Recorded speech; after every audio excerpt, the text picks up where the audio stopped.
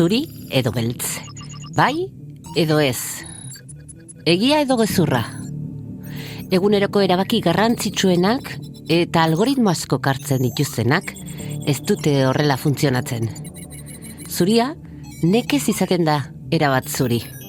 Eta beltza ere gutxitan izaten da erabat beltz. Gaurko atalean gris hoietara begiratuko dugu.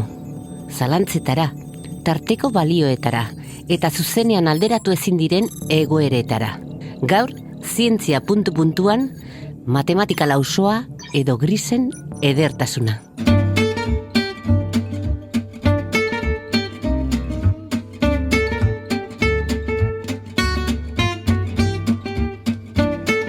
Zientzia puntu-puntuan, Nafarroako Unibertsitate Publikoaren divulgazio zientifikoko podcasta. Emaiozu jaten adimenari.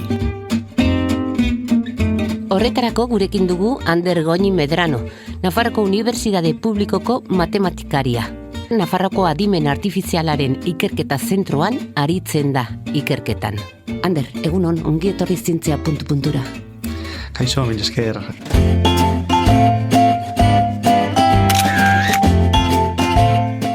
Ander Goñi Medrano naiz, Nafarroako adimen artifizialeko koordinatzaile zentrokoa, Nair Center. Doktoretza bertan egiten ari naiz, eta baita unibertsitatean irakasle moduan nabil.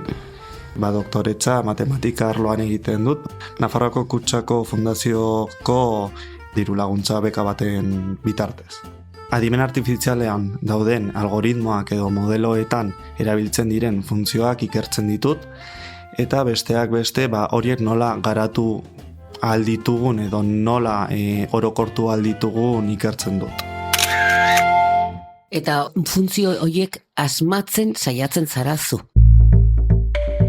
Bai, hor ez dakit asmatzen, aurkitzen, bilatzen edo hori betiko galdera da, ea matematikak asmatzen diren edo aurkitzen diren. Guk adimen artifizialarekin lan egiten dugunean, bilatzen duguna bada programa bat entrenatzea. Programa hau entrenatzeko orduan egiten dena bada programa bat idaztea, programa horren barruan badaude algoritmo batzuk eta modelo batzuk. Eta algoritmo eta programa eta modelo horien atzean justo funtzio pila bat erabiltzen dira. Orduan, ez da guk erabiltzen dugun funtzioa ja zuzenean baliogarria izatea edo horrelako aplikazio zuzen bat eukitzea orain jarri dezakegun adibide batean, baizik eta horatzean pauso txiki bat ematen duela, gero algoritmoa ongi funtzionatu ahal izateko, algoritmo horrek modelo bat egiten du eta modelo hori erabilita orduan ja entrenatzen zaio programari. Hau da, zuk matematiketan ikertzen duzunean ez duzu egiten helburu batekin, helburu praktiko batekin. Baizik eta hausnarketa teoriko bat egiten duzu. Nire kasuan erabat teorikoa. Gero beste norbaitek erabiliko dituen funtzio eta egiturak lantzen dituzu, ez? Oinarriak eraikitzen ari zara. Bai, erabat. Nair Centerren nire lankide askok aplikazioak sortzen dituzte, proiektu desberdinetan emaitza zuzenak lortu ahal izateko. Aplikazioa lortu ahal izateko norbaitek lehenik funtzioak definitu behar izan ditu eta horatzean norbait baliogabeko ikerketa hori egin behar izan du, gero norbaitek aplikazioa aurkitu ahal izateko. Adibidez? Nolabait esateko, guk funtzio asko erabiltzen ditugu konturatu gabe, adimen artifiziala erabiltzen dugunean, ditugun datu guzti horiek nola kudeatu edo nola erabakiak hartu, segun zaitatu ditugun.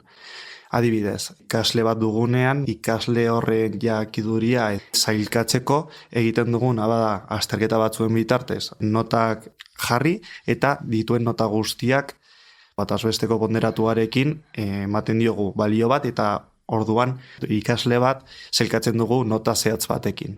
Orduan, nota horren bitartez adierazten dugun zenolako maila duen gure ikaslea.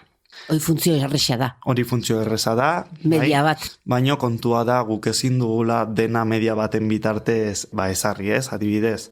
Kirolean txapelketa batean, gure asmoa ez da batazbestekoa egitea ikusteko nolako batazbestea duen, baizik eta karrera horretan lehena eritxe dena hori da irabaziko duena. Orduan, kasu honetan minimoa bilatzen ari gara. Bai, hori ere, Hori ere funtzio erreza da, vale? Eta horrela asko agertzen dira. Eta orduan kontua da, guk adimen artifizialean besteak beste, erabiltzen ditugun datuak oso handiak direla, oso konplexuak ere badirela. Orduan, horiekin lan egiteko, gero eta funtzio zailagoak erabiltzen dira. Ez dute zertan zailak izan behar, baizik eta aukera eduki behar dugu horiek erabili ahal izateko. Orduan hori, badaude, segun zein estruktura algebraiko erabiltzen dugun infinitu funtzio, baina hoian esautzen diren infinitu horietatik ez zaigu bakar bat ongi etortzen eta beste batzuk bilatu behar dugu. Orduan, hortan gabiltza, matematikako eta, adimen artifizialean aritzen garen ikertzaileak, funtzio desberdinak sortzen edo aurkitzen.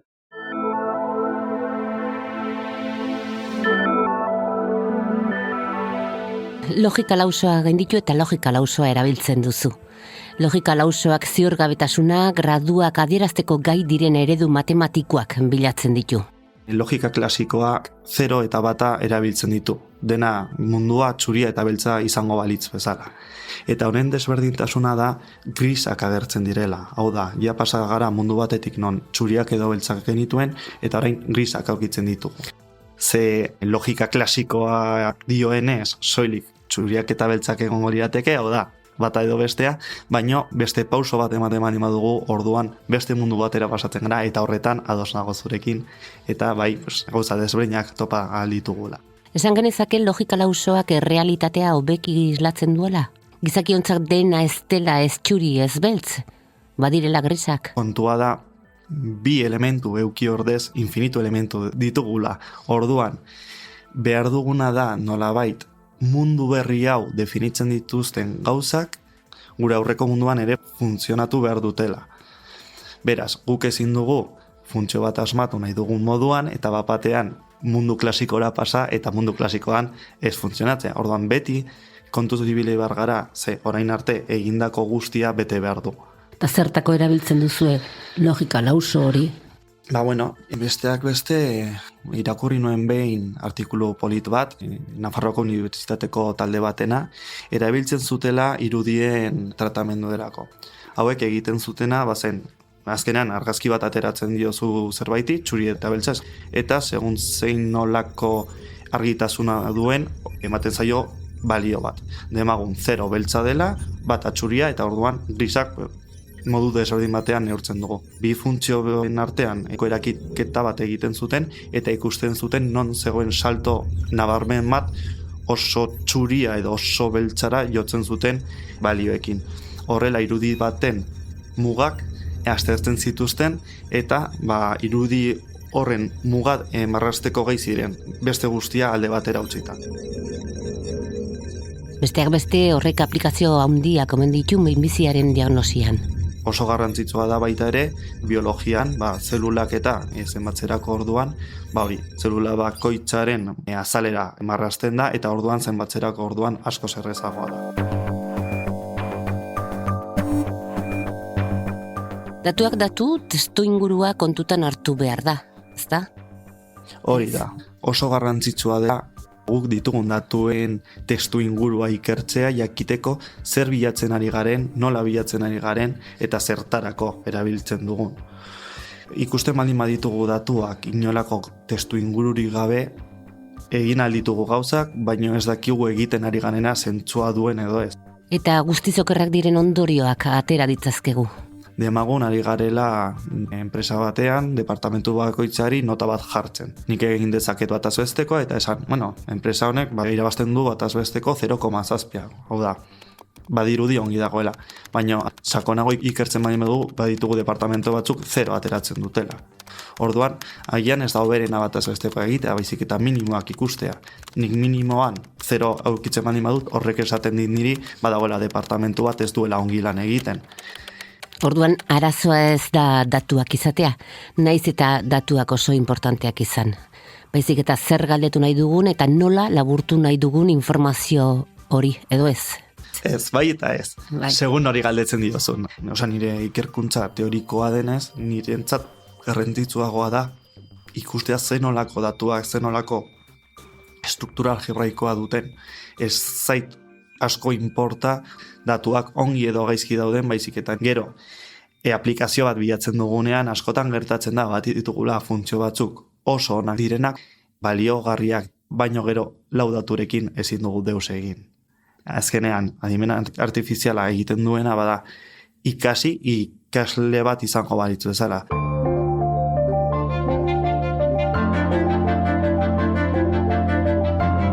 Eta ze gertatzen da datuak ezin direnean zuzenean konparatu? Adibidez, etxebizitza bat aukeratzerakoan. Horia ordena sartzen da. Ordenak desberdinak erabili ditugu, betikoa ezagutzen duguna, datuekin, bia bata baino handiagoa da, hirua bia baino handiagoa da, eta bar, baino beste orden batzuk ere definitu daitezke. Adibidez, jar dezakegu, etxebizitzak badituela 3 propietate, ez? Aparkalekua duela edo ez duela, igogailua duela edo ez duela, eta trastero bat daukala edo ez. Orduan, guk bilatzen dugunean etxe bizitza bat, zer gertatzen da horietako bat bakarra baldin badauka. A priori ezin dugu esan bata bestea baino hobeagoa denik, modu orokor batean. Pertsona batek nahiagoko du, belauna gaizki baldin badauka igogailua eukitzea, baino nik arropa asko baldin badauka eta gian niretzat garrantzitsua da trastero bat eukitzea. Orduan, hor modu orokor batean ja ezin gara sartu ea zer den hobeagoa edo okerragoa. Orduan horiek aldera ezinak izango ziren. Eta gai zarete erantzuna emateko? Bai, baino beti erantzun sesgatu bat. Hau da, artikulu bat atera dut horren inguruan eta nik definitu dizut funtzio batzuk horretan lan egiten dutenak.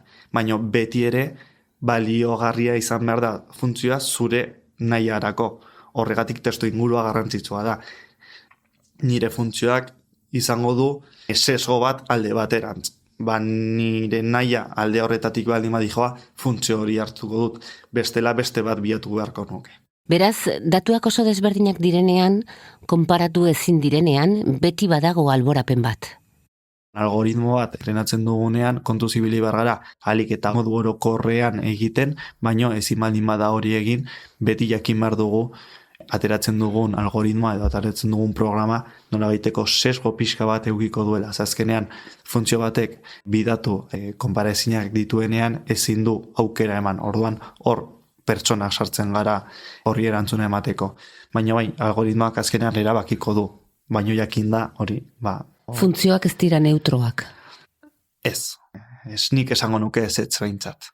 Guk datuak ordenatzerako orduan horrelako sesgoa sartzen dugu. Orduan. Ez dago objektibotasunik. Nik egiten dudana, bai neutroa dela, zer nire datuak beti badira jartzen ditudan letra A, B, C, inongo tekstu ingururi gabe edo inongo informaziorik gabe.